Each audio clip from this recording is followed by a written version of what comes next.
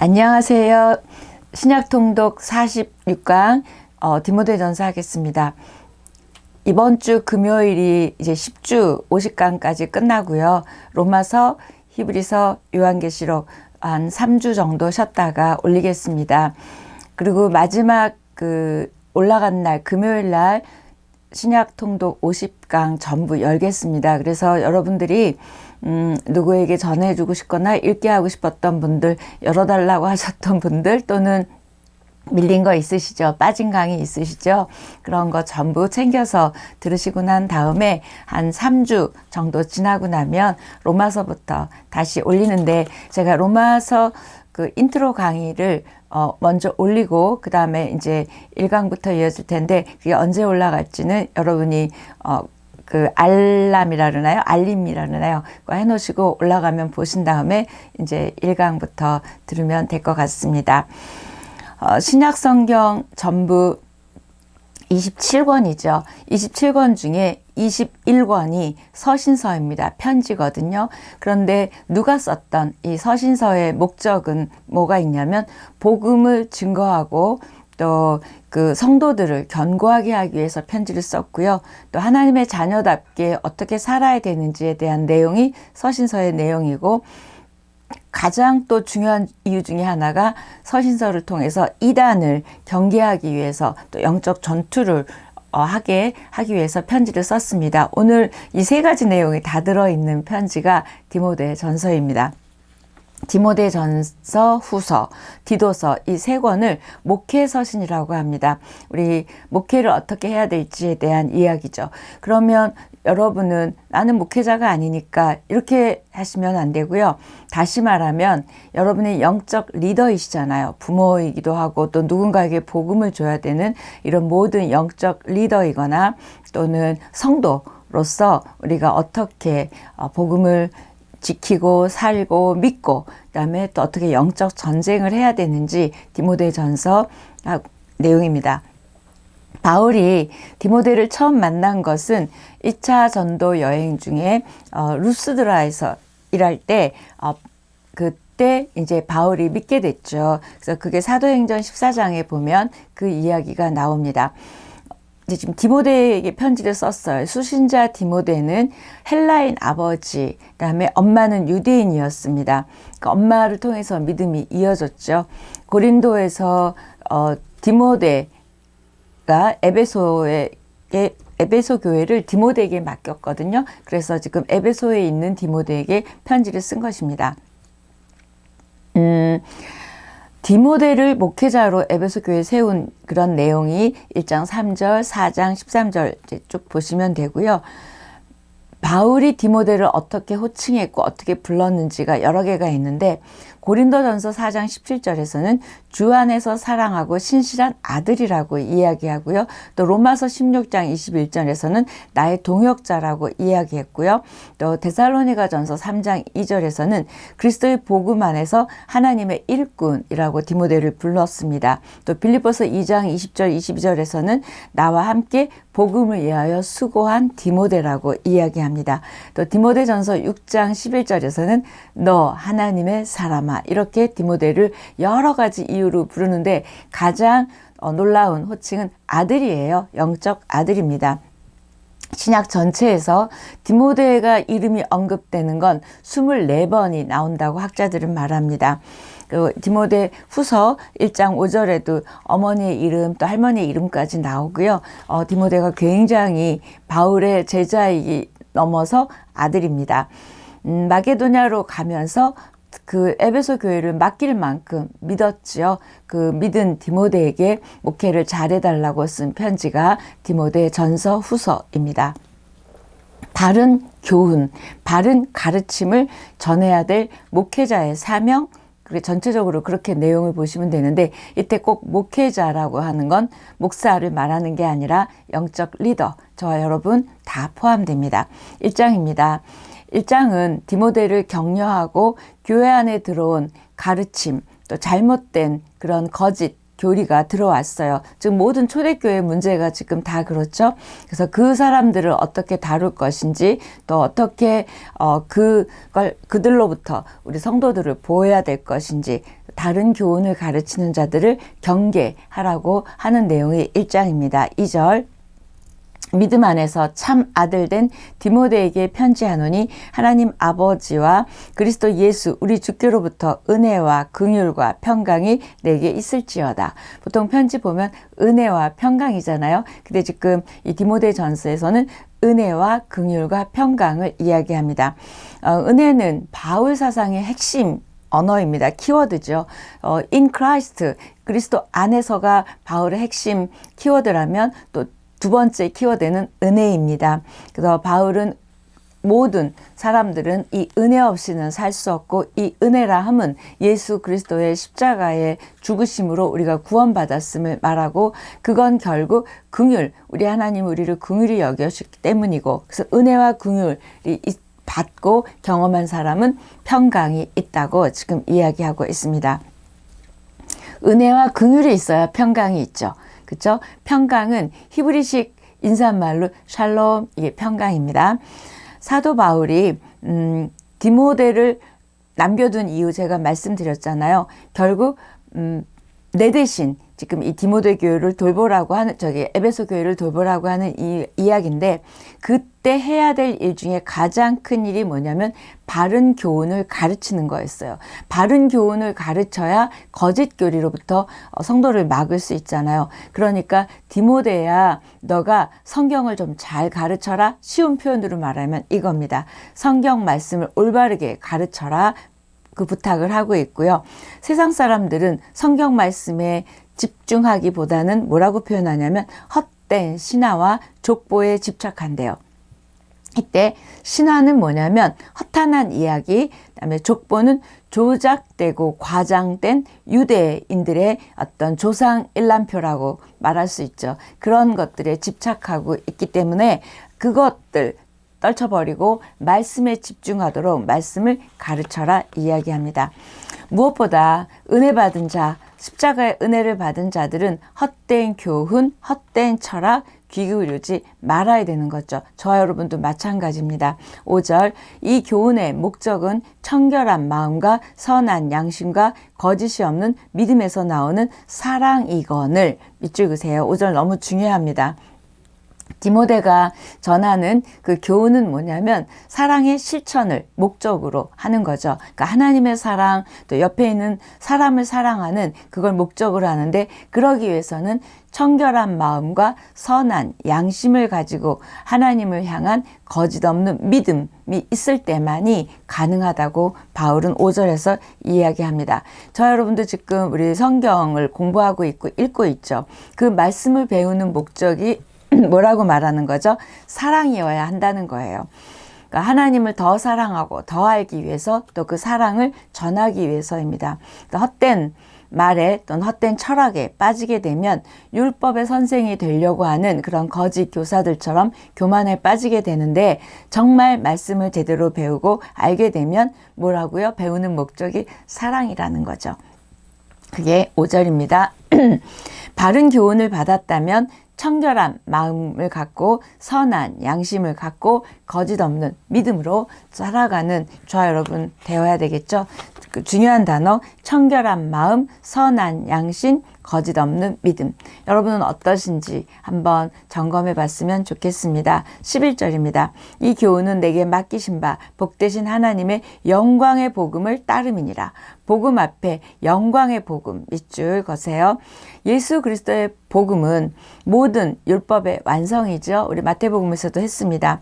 예수 그리스도께서 우리를 위해 율법의 저주를 대신 받으시고 십자가에 달리신 그 모든 율법을 마무리해 주셨어요. 율법의 완성입니다.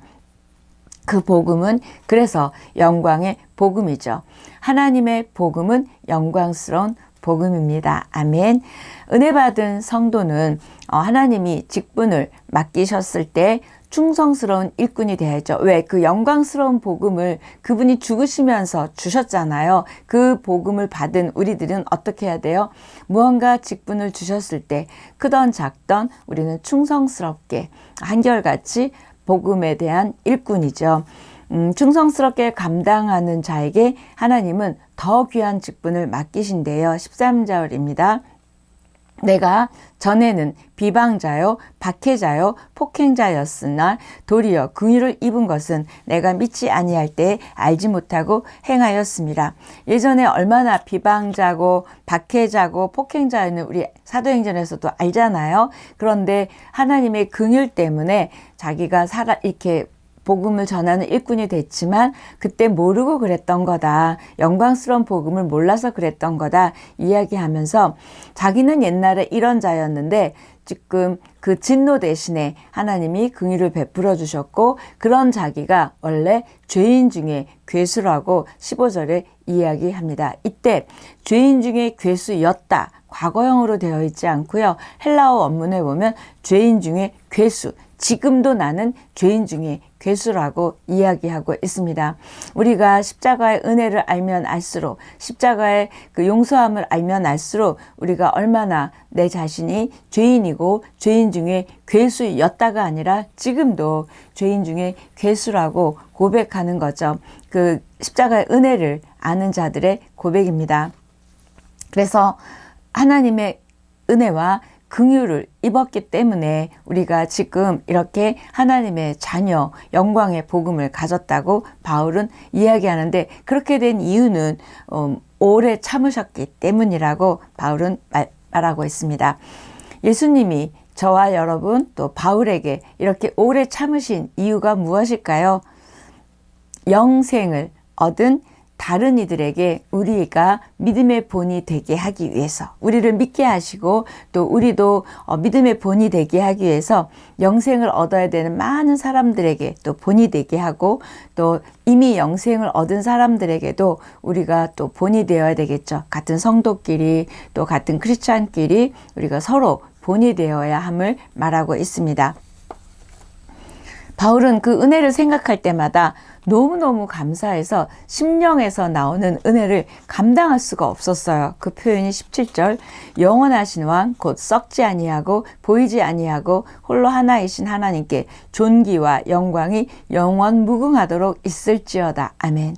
여러분도 그 복음의 은혜, 예수 그리스도의 사랑의 은혜, 긍휼의 은혜 이 모든 걸 생각하면 이렇게 존귀와 영광이 영원 무궁하도록 하나님께 있기를 그 심령이 막 터질 것 같은 그런 고백이 저와 여러분에게도 바울처럼 있기를 바랍니다. 이런 우리들의 이 고백을 하는 자들에게 바울은 디모데에게 이제 이렇게 얘기합니다. 믿음의 선한 싸움을 싸워라. 아들 18절 19절 아들 디모데야 내가 내게 이 교훈으로서 명하노니 전에 너를 지도한 예언을 따라 그것으로 선한 싸움을 싸우며 믿음과 착한 양심을 가지라. 어떤 이들은 이 양심을 버렸고 그 믿음에 관하여는 파선하였느니라. 우리가 선한 싸움, 영적 싸움, 전쟁 하지 않으면 우리가 이 믿음과 착한 양심을 가질 수가 없는 거예요. 그러니까 믿음도 떠나게 되고 착한 양심도 버리게 되면 결국 믿음에 대해서는 파선했대요. 다 무너졌다는 겁니다. 저와 여러분이 이렇게 믿음의 선한 싸움을 싸우는 우리이기를 바랍니다. 2장입니다. 바른 교훈에 대해서 권면을 1장에서 했잖아요. 그 다음에 2장에서는 바울은 모든 사람을 위해서 기도하라고 합니다. 그리고 특별히 세상 권력자들에 대해서 기도하래요. 왜냐하면 그들을 2절 임금들과 높은 지위에 있는 모든 사람을 위하여 하라. 이는 우리가 모든 경건과 단정함으로 고요하고 평안한 생활을 하려 함이라. 그들을 위해서 위정자나 나라를 위해서 기도하는 이유는 해야 되는 이유는 우리의 그 신앙 또 우리의 경건 우리의 단정함으로 고요하고 평안한 생활을 해야 되기 때문에 우리가 그 나라를 위해서 위정자를 위해서 권력을 가진 자들을 위해서 기도하라고 바울은 이야기하고 있습니다. 우리가 기도하면 모든 사람이 그런 고요한 평안함 가운데 구원도 받게 되겠죠. 하나님의 나라의 일들이 이루어지겠죠. 그래서 거룩한 손을 들어서 기도하라고 바울은 당부하고 있습니다.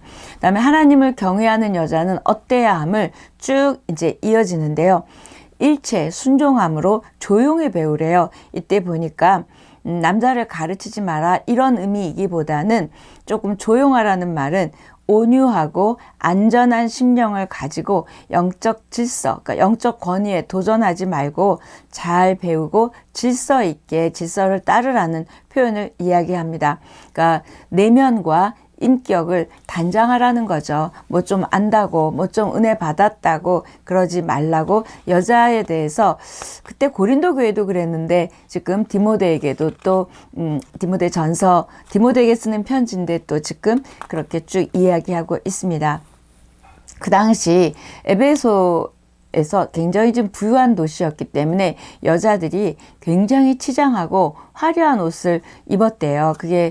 근데 그런 화려한 이런 모든 것들이 그 신전에 창기들이 있었는데 그들을 연상하는 그렇게 화려하고 한마디로 말하면 이렇게 질서 지키지 않고 그러지 말라고 지금 권면하고 있습니다. 3장입니다. 3장은 교회 지도자들이 어때야 함을 이야기합니다. 그래서 1, 2장에 있었던 그 내용들, 그 사명을 감당하기 위해서는 지도자들이, 영적 지도자들이 필요하고 또 그 자격을 잘 갖춘 훈련된 사람들이 교회 안에 지도자로 있어야 되겠죠. 순장님, 다락방장님, 또 장로님 이런 분들에 대한 이야기 쭉 이야기하고 있습니다.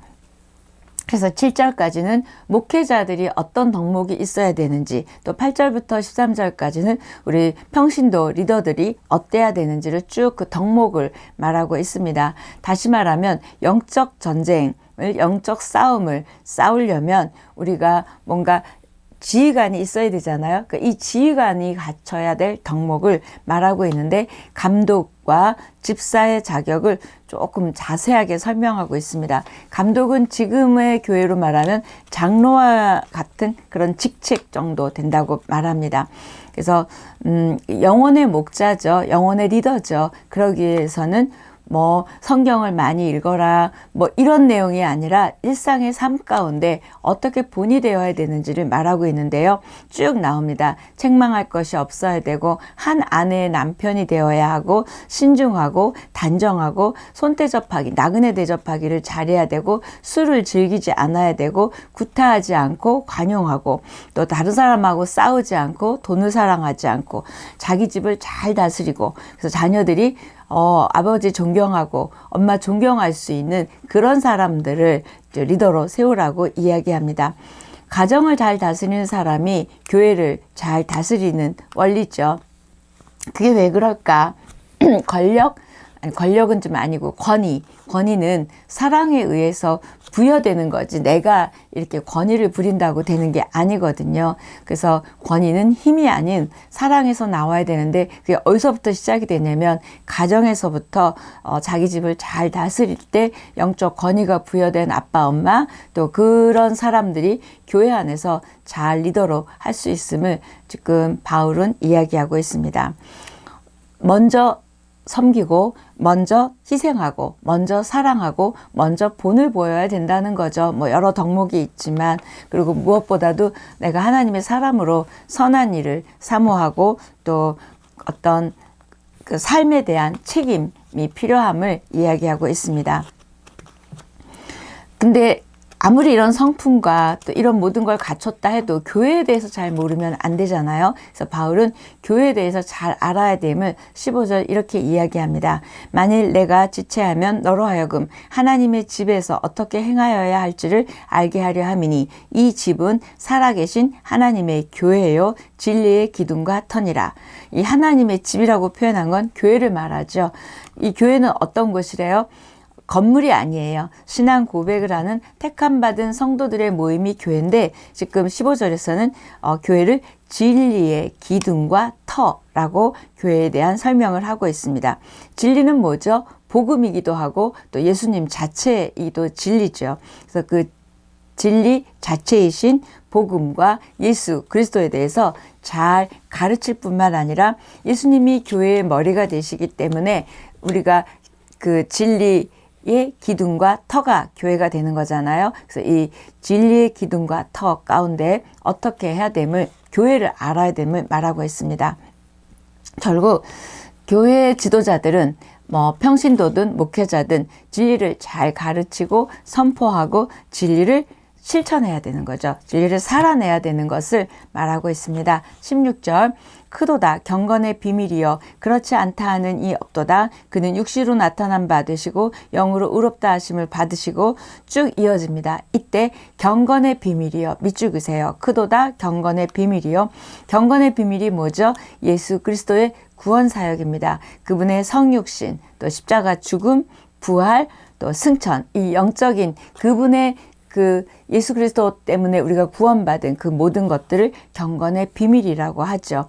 이 교회 지도자들은 경건의 비밀을 간직하고 그것을 또 성도들에게 나누어 줘야 되고, 경건의 비밀이신 예수 그리스도를 온전히 믿으며 살 때 세상의 유혹을 이길 수 있고 하나님의 은혜를 또 누리고 전하고 가르칠 수 있는 그런 삶을 살 수 있음을 지금 이야기하고 있습니다. 4장입니다.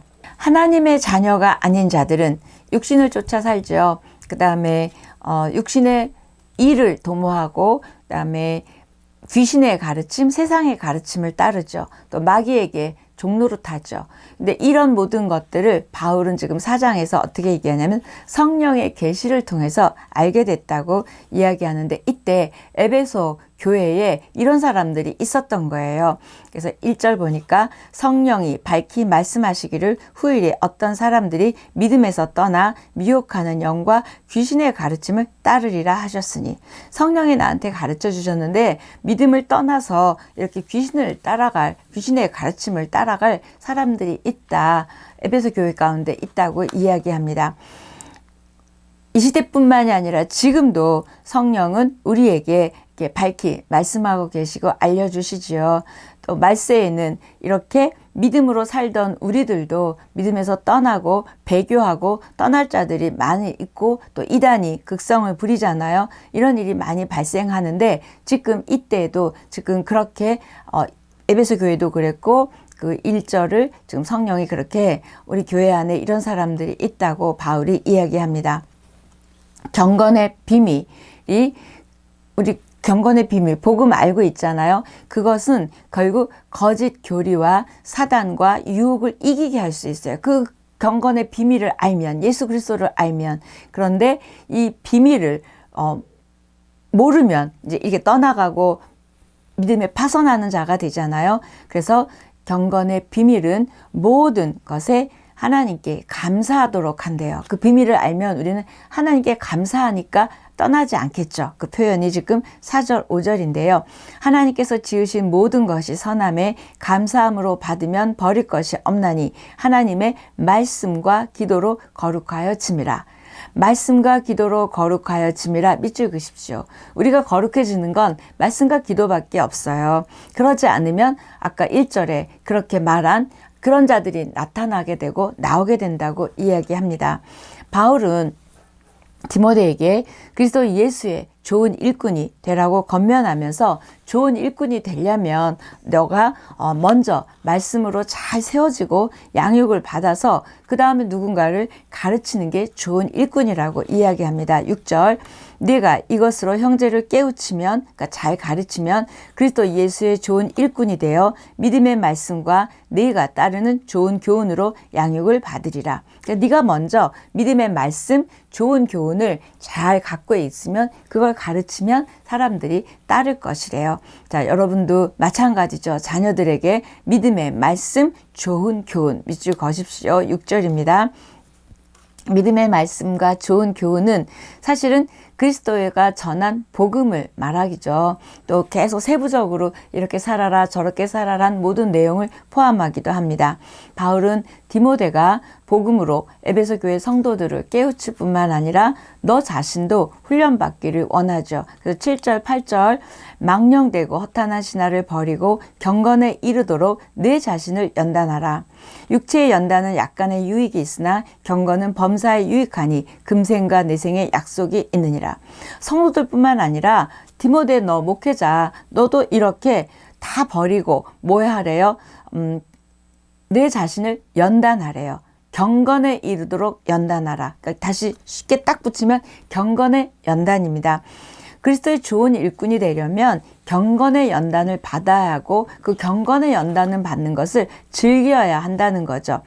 이때 경건이라는 단어가 헬라어로 유세베이아라는 단어인데요. 이 단어가 신약 성경에 15번이 나옵니다. 그런데 지금 디모데 전서에만 9번이 나오니까 얼마나 지금 경건에 대한 이야기를 하고 있는지 우리가 알 수 있습니다. 경건이란 자신을 쳐서 복종시키는 거죠. 그러니까 나와의 싸움, 또 사단과의 싸움입니다. 그러니까 자동적으로 이루어지지 않아요. 훈련할 때만 이루어질 수 있고, 그래서 경건에 이르기를 연습하라 얘기합니다. 훈련하지 않으면 이건 있을 수가 없는 거죠. 그러면 우리가 어떻게 이 경건의 연단을 할 수 있냐면 망령되고 허탄한 신화를 버려야 된다고 이야기하죠. 이건 아까 1장 4절에도 있었어요. 허탄한 이야기를 버려야 되고 세상 사람들이 추구하는 출세, 성공, 부 이런 것들 이게 다 망령되고 허탄한 신화인데 이걸 버리지 않고는 우리는 경건의 연단, 경건의 훈련은 있을 수 없음을 이야기합니다. 경건의 훈련의 이익은 아주 너무너무 좋은데 여기 이 땅에서뿐만이 아니라 범사에 유익할 뿐만 아니라 천국의 삶에도 영생의 삶에도 유익하다고 비교하고 있습니다. 경건에 이르는 연습을 저 여러분이 훈련을 해야 되는 것을 이야기하는데 왜 그걸 해야 되냐면 그걸 할수록 우리의 소망은 하나님께 있게 되고 우리의 소망이 물질이나 세상이 아니라 복음에 하나님께 있을 수 있는 그런 경건의 연단이 저와 여러분에게 있기를 축복합니다. 바울은 디모데가 어린데 에베소 교회를 맡았고 거기에 나이든 장로도 있고 많은 사람들이 있으니까 이렇게 표현합니다. 너의 그 연소함을 아무도 업신여기지 못하도록 모든 일에 본이 되라고 가르칩니다. 사실 말씀을 잘 전한다고 되는 게 아니라 본이 돼야 되는 거죠. 모든 일에 본이 되라고 이야기합니다. 그래서 신앙의 성숙함을 가져서 나이가 아무리 어려도 사람들이 너를 무시하거나 업신여기지 않을 수 있도록 최선을 다하라고 표현을 하는데 이렇게 얘기합니다. 15절 16절 이 모든 일에 전심전력하여 너의 성숙함을 모든 사람에게 나타나게 하라. 네가 내 자신과 가르침을 살펴 이 일을 계속하라. 이것을 행함으로써 내 자신과 내게 듣는 자를 구원하리라.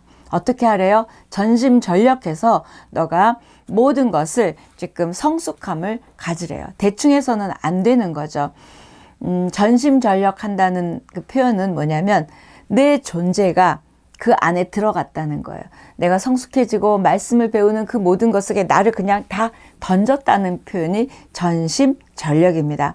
마음을 다하고 뜻을 다하고 힘을 다하여 집중하라는 표현이 또 전심전력입니다.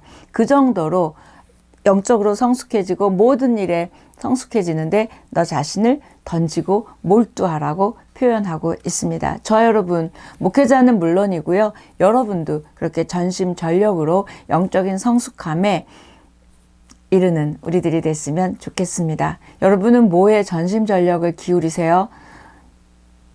저와 여러분에게 하나님께서 지금 질문하는 것 같습니다. 말씀의 신앙적 성숙에 전심전력 몰두하는 우리이기를 축복하죠. 전심전력. 네. 그러면서 제가 떠오르는 단어는 머무름이에요. 정체. 신앙생활은 정체나 머무름은 없어요. 앞으로 가든지 아니면 뒤로 가는, 전진 아니면 후퇴입니다. 가운데 중간은 없는 것 같아요. 요즘 난 그냥 영적으로 좀 다운이야. 그냥 좀 이렇게 제자리야. 아니요. 제자리 없습니다. 뒤로 가거나 전진입니다. 네, 저분이 그래서 전심전력하지 않으면 사단은 금방 우리를 영적 침체 또 영적으로 다운되게 한다는 거죠. 5장입니다. 바울은 다양한 성도들을 어떻게 대해야 되는지 교회 안에 많은 사람들이 있잖아요. 나이 든 분, 여자, 남자 뭐 많습니다. 그 사람들을 각각 어떻게 대해야 되는지 공동체 안에서 결국 사람 대하는 것에 대해서 말하는데요. 특히 5장 1절 2절 보면 가족을 대하듯이 하래요. 왜요? 영적인 가족이잖아요. 우리 예수 그리스도 안에서 영적인 가족이 됐으니까 가족을 대하듯 하라고 이야기합니다. 특별히 과부에 대해서 어떻게 대해야 될지, 장로에 대해서 어떻게 대해야 될지 얘기합니다. 6장입니다. 바울은 교회 지도자가 세상에서 어떻게 살아야 될지를 6장에서 또 이제 이어서 하는데 그 당시 노예제도가 있었는데요. 그때 그런 종과 상전의 관계를 이제 그 시대가 그랬으니까 그래서 성도는 상전을 공경해야 함을 이야기합니다. 그러니까 우리가 세상 밖에 있는 여러분의 리더들이 있으실 거 아니에요. 직장의 상사나 이런 사람들을 잘 해야 된다는 표현을 하고 있습니다. 중요한 건 6장에서 자족하는 마음입니다. 6절 밑줄그세요. 자족하는 마음이 있으면 경건은 큰 이익이 되느니라. 자족하는 마음을 갖기가 참 쉽지 않습니다. 자족하는 마음은 마땅히 내가 가져야 될, 생각해야 될 그 이상의 생각과 욕심을 품지 않는 게 자족의 마음이죠. 하나님으로 또는 복음으로 이만하면 됐다, 그분이면 된다라는 그 영혼의 만족이 있을 때만이 자족할 수 있어요. 하나님의 은혜, 이것으로 너무 감사하고 지금 내가 갖고 있는 것에 너무 감사하는 마음이 저 여러분에게 있으면 비교해서 내가 너무 없다든지 이런 마음 안 갖는 거죠. 저 여러분이 자족하는 마음 있기를 축복합니다. 빌립보서에서도 자족하기를 어떻게 했다 그랬어요? 배웠다 그랬어요. 우리 본성은 자족이 되지 않습니다. 배우셔야 되는 거죠. 그래서 그 자족하는 마음이 있을 때 경건에 큰 이익이 된다고 합니다. 이 자족하는 마음의 반대는 뭘까요? 부해지려는 마음, 돈을 사랑하는 마음입니다. 그래서 10절에 돈을 사랑함이 일만 악의 뿌리, 근본이라고 이야기하면서 너희들이 이 돈을 사랑하면 미혹을 받아서 결국 믿음에서 떠나 많은 근심으로부터 자기를 찔렀도다. 이 뭐 때문에 돈을 사랑함이. 그러니까 결국은 만몬이죠.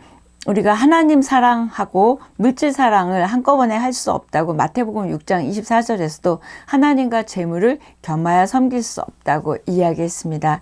여러분 없어도 안 되지만 또 여러분이 얼마나 더 가지셔야 만족하시겠어요? 끝이 없습니다. 자족하는 마음으로 우리가 먹고 살 수 있는 여러분의 그 기준을 하나님 안에서 낮추셔야 우리가 자족할 수 있음을 보게 됩니다. 여러분에게 늘 질문해 보세요. 내가 얼마나 더 있어야 자족할 수 있을까? 하나님이 여러분에게 아마 말씀하실 것 같아요. 11절 12절 오직 너 하나님의 사람아 이것들을 피하고 의와 경건과 믿음과 사랑과 인내와 온유를 따르며 이때 6가지요. 의, 경건, 믿음, 사랑, 인내, 온유 이걸 따르고 그다음에 선한 싸움을 싸워서 영생을 취하라고 이야기합니다. 누구에게? 너 하나님의 사람아. 저와 여러분 하나님의 사람 맞죠? 그러면 우리는 어떻게 돼요? 이 6가지를 가지고 믿음의 선한 싸움을 싸우고 영생을 취해야 되는 우리들입니다. 하나님의 사람이라는 단어를 저는 참 좋아해요. 근데 이때 이 하나님의 사람이라는 단어는 신약에서 2번밖에 안 나와요. 구약의 선지자들에게 보통 이야기했는데 신약에서는 지금 여기 디모데 전서와 그다음에 디모데 후서 3장 17절 딱 2번밖에 안 나옵니다. 너 하나님의 사람아. 하나님이 지금 저 여러분을 이렇게 부르시면서 부탁하는 거예요. 믿음의 선한 싸움을 싸워라. 이 땅은 영적 전쟁터입니다. 여러분의 마음도 영적 전쟁터입니다. 그 영적 전쟁, 승리하기 위해서는 에베소서에서 어떻게 하라 그랬죠? 전신갑주를 취하라 그랬죠. 그 부분 한번 다시 읽어보시고 내가 무엇을 더 겸비해야 되는지 보셨으면 좋겠습니다. 20절, 21절 마지막 겉면으로는 디모데야, 망령되고 헛된 말과 거짓된 지식의 반론을 피함으로 내게 부탁한 것을 지키라. 이것을 따르는 사람들이 있어 믿음에서 벗어났느니라. 은혜가 너희와 함께 있을지어다. 다시 한번 이단에 대해서 경계하고 이단에 대해서 떠나는 사람들에 대해서 경계를 말하고 있습니다.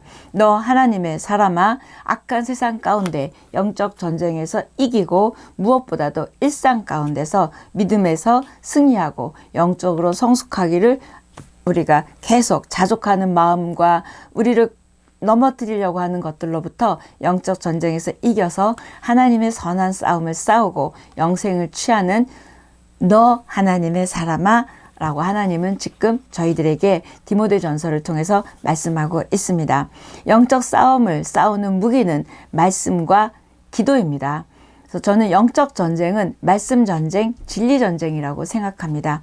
그래야 여러분이 이단에서 또는 물질, 탐욕에서 우리가 이길 수 있어요. 그래서 날마다 하나님의 말씀에 순종하고 죄와 싸우며 선한 일을 행하고 또 우리가 그렇게 하나님의 주신 양심과 또 하나님의 주신 은혜로 우리가 숨쉬는 순간마다 승리하는 저 여러분 되기를 축복합니다. 너 하나님의 사람아, 사랑합니다.